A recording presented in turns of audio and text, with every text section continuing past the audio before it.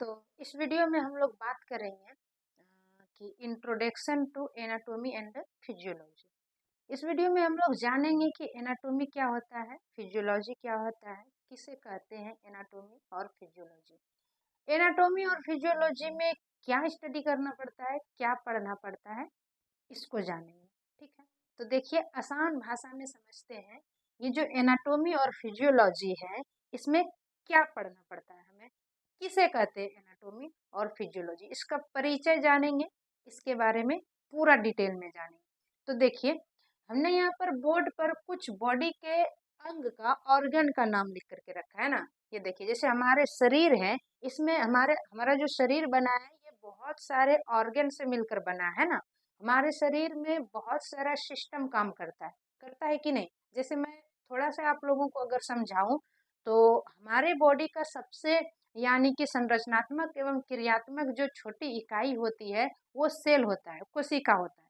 हमारा पूरा बॉडी कोशिका से मिलकर बना है ना। और वही कोशिका का समूह ऊतक कहलाता है। एक जैसा कई सारे कोशिकाएं जब आपस में मिलते हैं तो वो टिश्यू बनाता है, ऊतक बनाता है। और फिर वो ऊतक मिल करके कोई ना कोई ऑर्गन का यानी कि अंग का निर्माण करता है। और वो अंग फिर जा करके हमारा एक सिस्टम तैयार करता है ना। और वो सिस्टम फिर कई सारे सिस्टम मिल करके हमारे इस बॉडी का निर्माण करता है। तो इसी प्रकार से हमने यहाँ पर कई सारे ऑर्गन का नाम लिखा है ना, ताकि मैं एनाटॉमी और फिजियोलॉजी को ठीक तरह से आप लोगों को समझा सकूं। जैसे देखिए हमारे बॉडी का ऑर्गन है, जैसे कि मान लीजिए ये हार्ट है, लीवर है, गॉल ब्लैडर है, किडनी है, इंटेस्टाइन है, ब्रेन है, लंग्स है, स्टोमक है, पेंक्रियाज है, यूरिनरी ब्लैडर है ना। इस तरह से बहुत सारे और हमारे शरीर में बहुत सारे अंग हैं। ये अंग है ना, ये सारे अंग किस प्रकार से यानी कि काम करता है, किस प्रकार से ये फंक्शन करता है, किस प्रकार से काम करता है, इसका अध्ययन करना हमारा फिजियोलॉजी कहलाता है। हमारे बॉडी में जितने भी सारे अंग हैं वो किस प्रकार से काम करता है, इसका अध्ययन करना ये आपका फिजियोलॉजी कहलाता है। फिजियोलॉजी को हिंदी में कहते हैं शरीर क्रिया विज्ञान, यानी कि किस प्रकार से वो क्रिया करता है, किस प्रकार से वो काम करता है, किस प्रकार से वो फंक्शन करता है वो अंग, इस चीज का अध्ययन करना फिजियोलॉजी कहलाता है।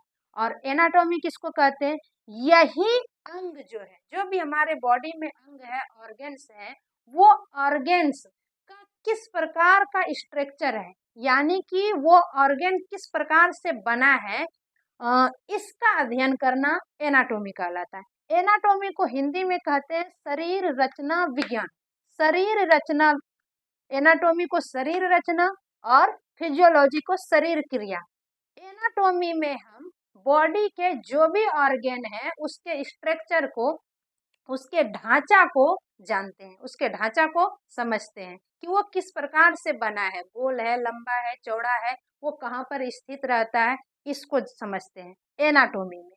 इसलिए ये हो गया शरीर रचना विज्ञान है ना। इसके स्ट्रक्चर को जानते हैं, अंग के स्ट्रक्चर को। और उसी अंग के जब हम काम को, फंक्शन को समझते हैं तो उसको हम फिजियोलॉजी कहते हैं। कुछ थोड़ा बहुत उदाहरण लेकर के हम अगर समझें तो जैसे देखिए हमने क्या कहा कि कोई मान लीजिए कि हमारा जो शरीर है इसमें सबसे छोटा जो यानी कि संरचनात्मक एवं क्रियात्मक इकाई है। संरचनात्मक और क्रियात्मक इकाई का मतलब है कि हमारा जो बॉडी है ये जो बना है, सबसे छोटी इकाई कहता है कि सेल से बना है, सेल से भी छोटा उसके अंदर बहुत सारे कोशिकांग होता है, यानी कोशिका सबसे छोटा इकाई कोशिका है। लेकिन कोशिका से भी छोटा उसके अंदर में कई सारे कोशिकांग होता है। मान लीजिए कि ये कोशिका है और ये इस कोशिका के अंदर माइटोकॉन्ड्रिया है ना, गोल्गी का केंद्रक होता है, आरएनए, गुणसूत्र, ये सब डीएनए, ये सब इसके अंदर पाया जाता है। बहुत सारे अंग होता है कोशिका के भी अंदर। तो हमारे बॉडी का सबसे छोटी इकाई कोशिका, यानी सबसे छोटा अंग कोशिका नहीं होता है, उससे भी छोटा है। कोशिका के अंदर भी बहुत सारे यानी माइटोकॉन्ड्रिया, गोल्गी का, इस तरह से बहुत सारे कोशिकांग है ना। तो ये सबसे नहीं, लेकिन फिर भी इसको सबसे छोटी इकाई क्यों कहा जाता है, इसको सबसे छोटी इकाई इसलिए कहा जाता है क्योंकि इसका एक शेप स्ट्रक्चर होता है, इसका एक संरचना होता है और ये फंक्शन करता है, ये काम करता है, यानी कि ये अपना पूरा काम करता है। लेकिन इसके अंदर में जो अंग है माइटोकॉन्ड्रिया, वो अपना पूरा काम नहीं करता है, इसलिए उसको हम छोटी इकाई, सबसे छोटी इकाई नहीं कहते। इसलिए हम कोशिका को क्या कहते हैं कि ये संरचनात्मक और क्रियात्मक दोनों, संरचना में भी और काम में भी, दोनों में ये परिपूर्ण है कोशिका, इसलिए इसको सबसे छोटी इकाई कहा गया। अब इसी कोशिका के समूह को हम लोग ऊतक कहते हैं, ऊतक बनता है और उस ऊतक से मिल करके फिर हमारा क्या बन जाता है, कोई ऑर्गन, कोई अंग बनता है। जैसे मान लीजिए हार्ट है ना।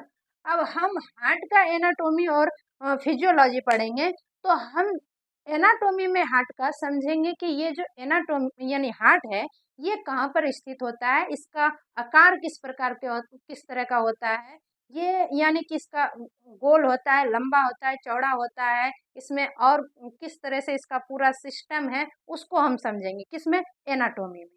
तो इसलिए ये इसी हार्ट का, इसी अंग का स्ट्रक्चर को जब हम पढ़ेंगे, उसकी रचना को जब हम पढ़ेंगे कि वो कहाँ पर स्थित होता है, वहां पर क्यों स्थित होता है ना, वो किस प्रकार से होता है, किससे वो जुड़ा हुआ रहता है ना, उसमें यानी कि ब्लड का मान लीजिए आने जाने का पाइप किस प्रकार से उसमें लगा हुआ है, किधर से है, नीचे से है, ऊपर से है, ये जब हम जानेंगे तो ये हमारा एनाटॉमी हो जाएगा।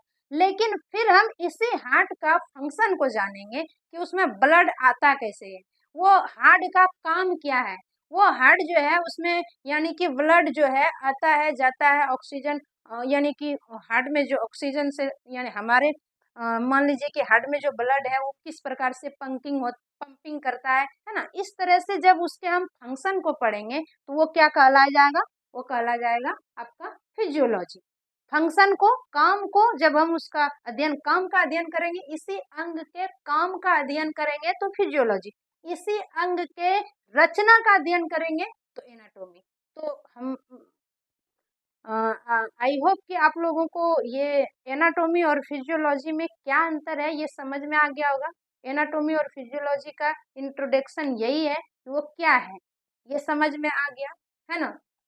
तो आई होप कि आप लोगों को एनाटॉमी और फिजियोलॉजी का इंट्रोडक्शन समझ में आ गया होगा, क्लियर, कि एनाटॉमी क्या है और फिजियोलॉजी क्या है। एनाटॉमी में हम किस चीज़ का अध्ययन करते हैं और फिजियोलॉजी में किस चीज़ का अध्ययन करते हैं। अगर आप लोगों को ये वीडियो पसंद आया हो तो चैनल को सब्सक्राइब करें और अपने फैमिली मेम्बर को बढ़ाएं इस चैनल का, है ना। और बाकी फिर मिलते हैं हम किसी अगले वीडियो में।